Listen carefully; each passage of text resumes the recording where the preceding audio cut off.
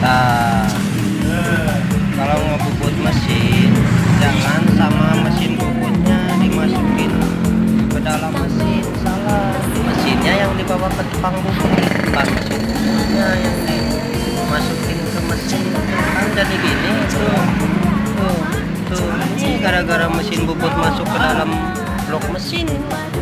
Salah, harusnya blok mesinnya yang dibawa ke tukang bubut, bukan blok bubutannya yang dimasukin ke mesin. Kan luka tuh.